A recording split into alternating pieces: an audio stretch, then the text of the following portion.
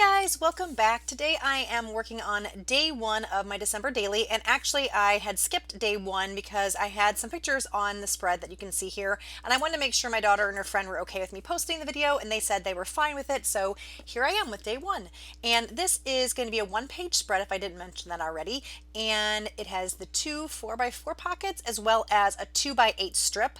And the paper that I had was a 6x6 paper pad, so what I ended up doing was taking a scrap of the green checker and with the gnome paper and just adding them together to make that 2x8 strip.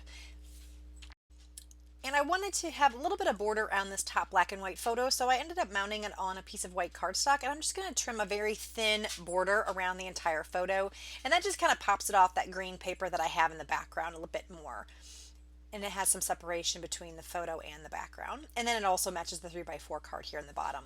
So for this 3x4 card, I'm just going to glue it down to the 4x4 piece of paper, and I'm going to leave a little bit of pattern paper on the right hand side. I think that looks nice how it anchors it and kind of brings your eye into the page a bit more. And then what I'm going to be doing is measuring to see where I need to glue this strip. Now I don't actually have a lot of room, and I only had a little scrap of that one paper, the green paper. So I'm going to just use a strip of white scrap paper, put a little glue on the back, and then just use that to kind of hold the two pieces together. Later on, you're actually going to see that I do some stitching across both the gnome paper and the checker paper here. And that's why I'm going to be poking these holes. And I think in earlier videos that I shared, I was using a Close to My Heart template, and that template is awesome for this type of thing. I forgot that I had it at this point when I started the project, and so I'm just using my hole punch, or not my hole punch, but my poker tool. And you can totally use this anyway. You don't need a template. The template's nice just because it gives you some very even lines, but this works too. It is handmade, so having them a little bit wonky doesn't hurt anything. So this works just as fine. I'm just doing some X's across the entire length of the strip here. And I'm using 3 strands of some red embroidery floss for this. And I really like how it turns out, and I am using a lot of embroidery floss in this project, and I think it really gives a lot of nice pretty texture, and it's great for this kind of homespun, holiday, Christmassy type thing. I don't know. For some reason, I think of stitching in that to go with holidays. Not sure why, but it just seems to go right. But I do really like doing some stitching in my albums, my project life. I like doing stitching in my junk journaling a lot.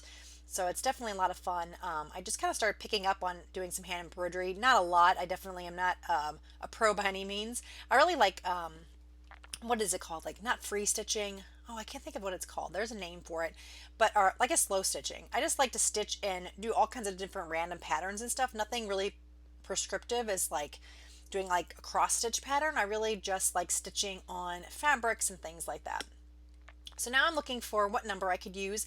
I decided not to use any of these chipboard pieces, and I do pull out an old Ellie Edwards tag from an old December daily kit that I've had in my stash. And I have this number, and I didn't really want the whole tag. It was obviously too big to fit on this page. So I'm just trimming out the tag, and then I'm going to be trimming, or not trimming out the tag, but trimming out the number 1. And I'm just going to leave a little border around the entire thing. At first I kind of thought I was going to need want a thicker border, but I ended up deciding to trim this down quite a bit.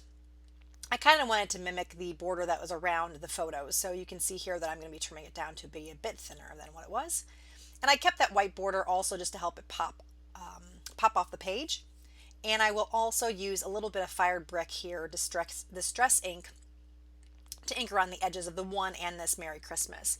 And I like that Merry Christmas die because I like the vertical look of it. I thought that went well with the vertical nature of that 2x8 strip. So once I ink everything down, I am happy with how that looks, and I'm going to pull out some other embellishments that I have in my stash.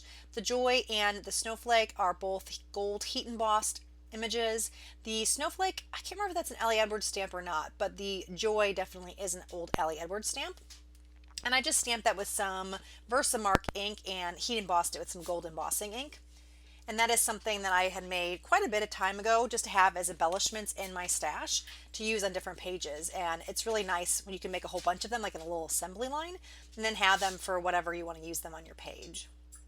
So this little die cut banner also came in one of the die cut packs. I can't remember if it was from the Gnome for the holidays or a different one, but I thought it was really cute, naughty, with a little bit of nice because my daughter and her friend were putting on masks, and I thought that was just a cute little saying for that photo.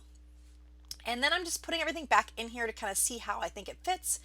And I will do a little bit more. I thought the bottom right hand photo or card just didn't look quite right.